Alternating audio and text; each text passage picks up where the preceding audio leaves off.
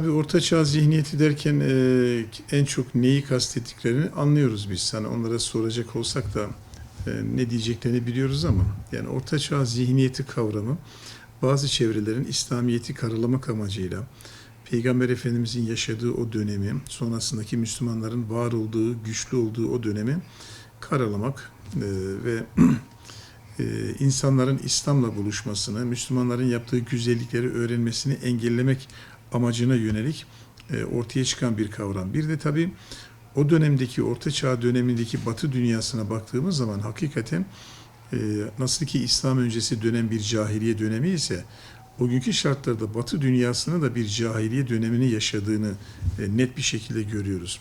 İnsanlık İslamiyet'le birlikte, Kur'an'la birlikte, Sünnet-i Nebevi ile birlikte başta Peygamber Efendimiz Aleyhisselatü Vesselam olmak üzere sahabe-i kiram, tabi'in, etbe-i tabi'in ve ondan sonra onun yolunu izleyen insanların etkisiyle büyük bir medeniyet kuruldu. İslam medeniyeti kuruldu ve bu İslam medeniyeti Orta Çağ'da, Orta Çağ diye bazılarının küçümsediği o dönemde kuruldu. Yani hem İslamiyet öncesinde toplumun ne kadar geri bir yapıda olduğunu cahiliye dönemindeki uygulamalarıyla biliyoruz.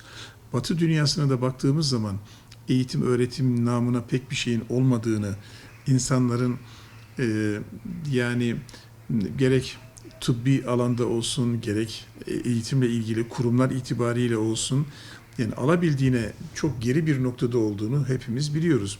Yani varsa eğer bir gerilik, Orta Çağ geriliği bu, bunu iddia eden zihniyetteki insanların savunduğu, değer verdiği döneme ilişkin kullanılabilir.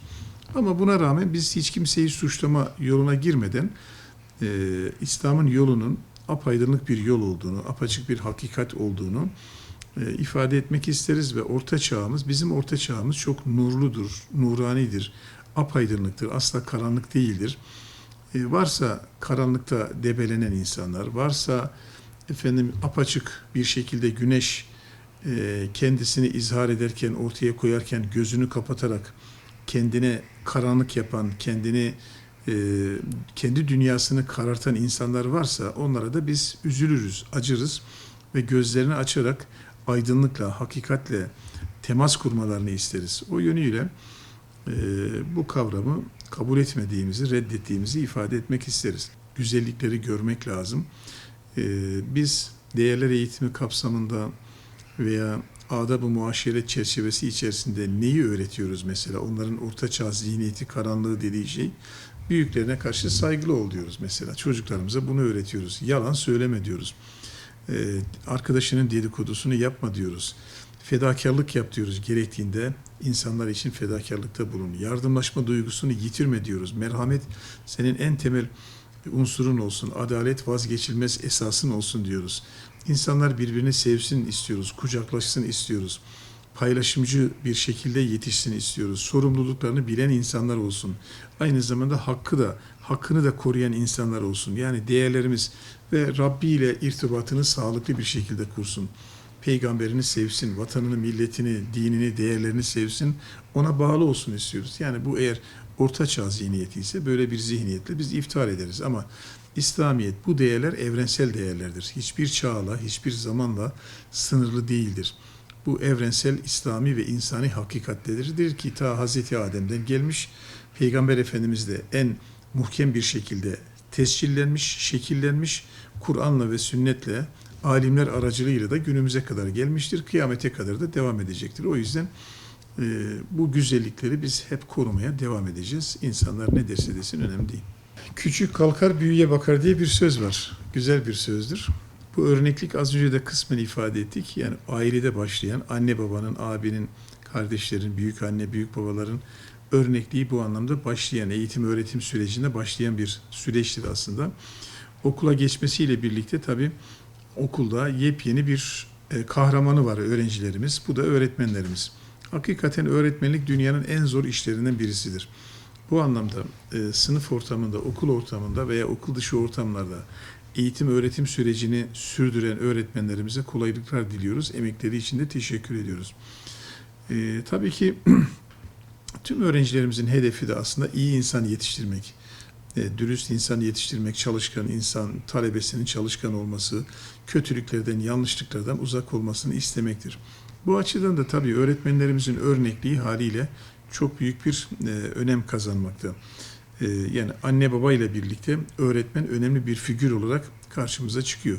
Biz de şöyle geçmişimize, öğrencilik dönemimize baktığımız zaman pek çok uygulamamızı işte ailemizden, sonrasında da okul ortamında öğretmenlerimizden, bir de abilerimizden, ablalarımızdan, aile içerisinde büyüklerimizden, sonra çevremizdeki insanların etkisiyle, içinde bulunduğumuz çevrenin de etkisiyle davranışlarımızı şekillendirmeye başladık.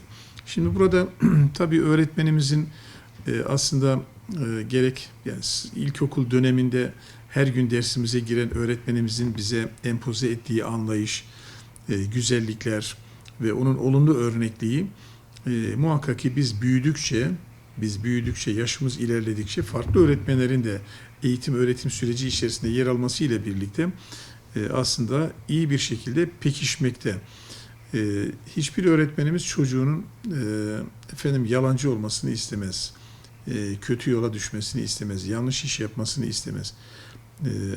Ve bu anlamda öğretmenlerimiz de bir gayret ve çaba içerisinde iyi insan yetiştirmek, güzel insan yetiştirmek, değerlerine saygılı insan yetiştirmek için gayret eder. Ama zaten Milli Eğitim Temel Kanunu'nda da yani milli ve manevi değerlere bağlı bir şekilde yetiştirmek aynı zamanda öğretmenin görevleri arasında yer alır. Bu yönüyle de branşı ne olursa olsun ben öğretmenlerimize bir kere daha hatırlatmak isterim. Yani biz kendi değerlerimizi, güzelliklerimizi matematikçi de olsak, fizikçi de olsak, din kültürü, ahlak bilgisi öğretmeni de olsak fark etmez. Biz bu ülkeye ait insanlarız ve bizi bağlayan değerlerimiz var. Bizim için önemli olan geçmişten devraldığımız güzelliklerimiz var. Ve yasaların da bize vermiş olduğu bir sorumluluk var.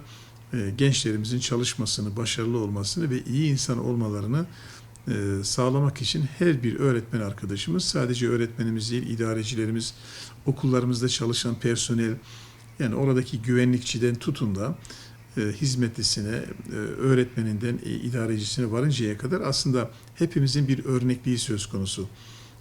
Bu açıdan biz çocuklarımızın bazen farkına varmadan bizi taklit ettiklerini de bilmemiz gerekiyor. O yönüyle oturmamıza, kalkmamıza, konuşmamıza dikkat etmemiz gerekiyor. Kullandığımız kelimelere, verdiğimiz örneklere, tüm bunlara dikkat etmemiz gerekiyor. Bunlarla birlikte de güzellikleri öğrencilere aktardıkça bu süreklilik, bu devamlılık arz eden bir husus. Çocuklar tabii bilerek veya bilmeyerek yanlış alanlara kayabilirler. Yanlış çevrenin etkisiyle, farklı sebeplerden dolayı bazı savrulmalar yaşayabilirler. Onları derleyip toparlayacak olan yine okuldaki öğretmenidir.